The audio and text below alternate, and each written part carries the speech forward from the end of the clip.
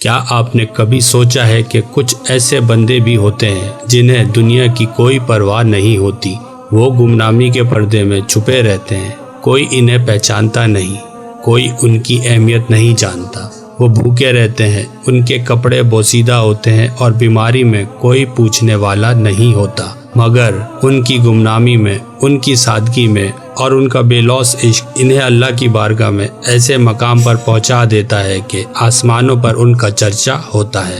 ایسی ہستیوں میں سے ایک ہستی جس کے بارے میں خود ہمارے پیارے نبی صلی اللہ علیہ وسلم نے فرمایا کہ قیامت کے دن وہ ایک عظیم شفاعت کا تاج پہن کر آئے گا۔ آج میں آپ کو ایک ایسی لازوال داستان سنانے جا رہا ہوں جو عاشق رسول صلی اللہ علیہ وسلم، ماں کی بے مثال خدمت اور اللہ کے لیے مکمل فنائیت کی ایک نایاب مثال ہے۔ یہ کہانی ہے حضرت اویس کرنی کی، ایک ایسے درویش کی جس کے قدم دنیا میں تھے مگر دل عرش الہی سے جڑا تھا، اور جس کی گمنامی نے اسے کائنات کے بلند ترین مقام پر فائز کر دیا۔ تو آئیے آج ہم اسی مقدس ہستی کے اس انمول سفر کی گہرائیوں میں اتریں اور جانیں کہ کیوں ان کا نام رہتی دنیا تک عشق و وفا کا استعارہ بن گیا ہے۔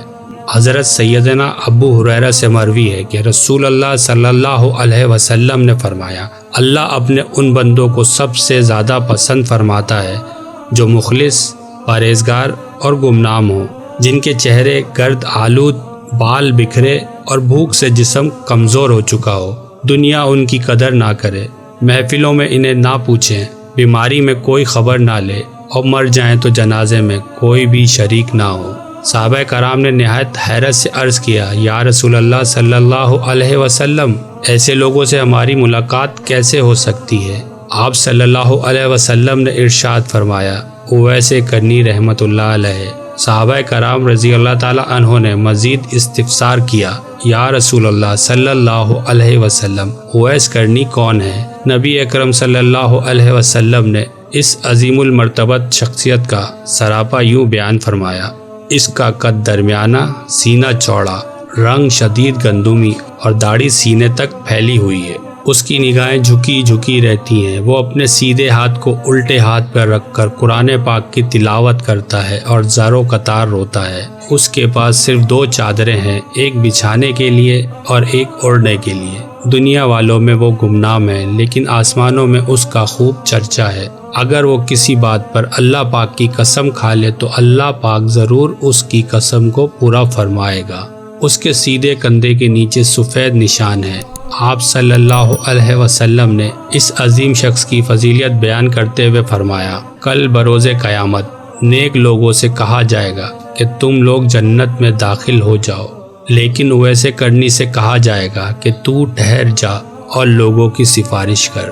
چنانچہ وہ قبیلہ ربیہ اور مضر کے لوگوں کی تعداد کے برابر گناہ گاروں کی شفاعت کریں گے۔ عاشق رسول صلی اللہ علیہ وسلم حضرت اویس کرنی کو حضور اکرم صلی اللہ علیہ وسلم کی زبان مبارک سے خیر التابعین کا عظیم الشان لقب عطا ہوا۔ آپ بیت المقدس میں پیدا ہوئے اور بعد ازاں یمن کے علاقے قرن میں سکونت اختیار کی۔ آپ کے والد محترم آپ کے اوائل عمری میں ہی وفات پا گئے اور بحالت یتیمی آپ کی والدہ نے آپ کی پرورش میں کوئی کسر نہ چھوڑی۔ جب حضرت اویس کرنی نے ہوش سنبھالا تو اپنی والدہ کو بیمار اور نابینا پایا، لہٰذا اسی وقت سے آپ نے اپنی والدہ کی خدمت و اطاعت کو اپنا فریضہ بنا لیا اور اس میں کبھی کسی قسم کی کمی و کوتاہی نہ کی۔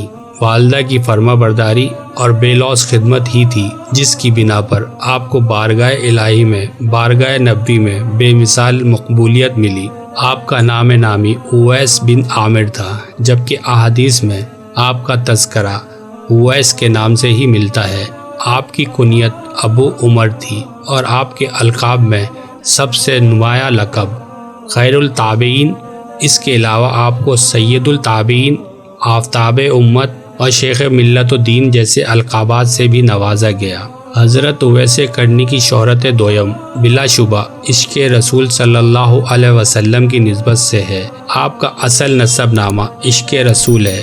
رہتی دنیا تک جب کبھی عشق رسول کا تذکرہ ہوگا وہ آپ کے نام نامی کے ذکر کے بغیر ادھورا رہے گا۔ عشق رسول صلی اللہ علیہ وسلم اور فنا فی الرسول کی بات ہو اور حضرت اویس کرنی کا تذکرہ نہ ہو، یہ ناممکن ہے۔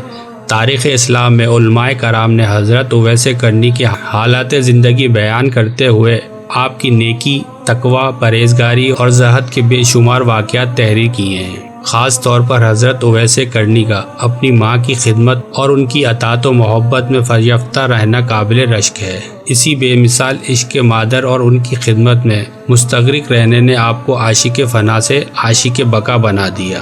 آپ کا شمار اللہ اور اس کے رسول صلی اللہ علیہ وسلم کے مخلص بندوں میں ہوتا ہے۔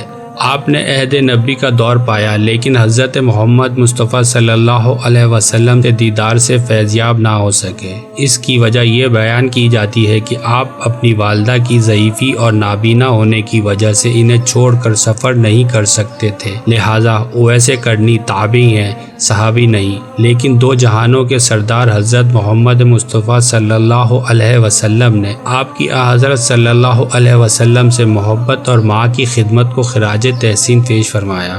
حضرت اویس کرنی کا ذکر کر کے رسول اکرم صلی اللہ علیہ وسلم نے صحابہ کو حکم دیا کہ تم میں سے جو بھی اویس کرنی سے ملے اس سے دعا کرائے۔ حضرت عمر فاروق سے متعلق ایک روایت میں ہے کہ آپ صلی اللہ علیہ وسلم نے انہیں خاص طور پر یہ حکم دیا کہ اے عمر، جب تم اویس کرنی سے ملو تو اسے میرا سلام کہنا اور کہنا کہ وہ تمہارے لیے دعائے مغفرت کرے۔ ایک اور روایت میں امیر المومنین حضرت عمر فاروق رضی اللہ تعالی عنہ اور امیر المومنین حضرت علی المرتضیٰ رضی اللہ تعالی عنہ دونوں کو حضرت اویس کرنی رحمۃ اللہ علیہ سے طالب دعا کا حکم دیا گیا اور دونوں صاحبان نے حضرت اویس کرنی سے اپنے لیے دعا کروائی۔ روایت بیان کی جاتی ہے کہ روز قیامت کوئی حضرت اویس کرنی کو نہیں دیکھ سکے گا، کیونکہ حضرت اویس کرنی نے دنیا میں اس لیے چھپ کر اللہ کی عبادت کی کہ دنیا میں کوئی بندہ انہیں پہچان نہ لے، سو اللہ تعالیٰ 70,000 فرشتے اویس کرنی کی شکل میں داخل بہشت فرمائے گا تاکہ مخلوق انہیں نہ دیکھ پائے سوائے اس شخص کے جسے اللہ چاہے، اسے آپ کی زیارت نصیب ہوگی۔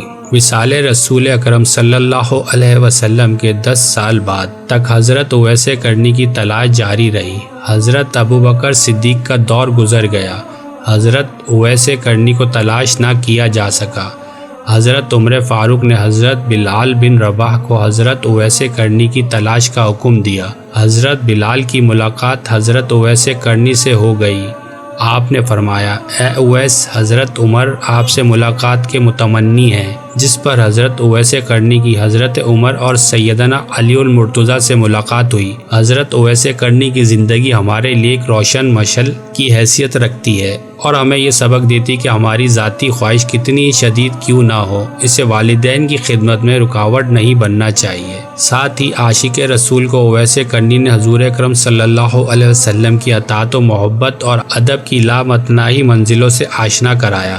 حضرت اویس کرنی جسمانی طور پر لاکھوں دور سہی، لیکن جو فضل و کرم حضور صلی اللہ علیہ وسلم کا آپ رحمت اللہ علیہ پر ہوا وہ یقیناً قابل رشک اور ستائش ہے۔ تو ابھی تک اس ویڈیو میں اتنا ہی، جلد ملیں گے اگلی ویڈیو میں انشاءاللہ۔ اگر دل کو لگا ہو تو کمنٹ میں ضرور لکھو عاشق رسول زندہ باد، اور ایسی مزید ایمان افروز کہانیوں کے لیے چینل کو سبسکرائب ضرور کرو۔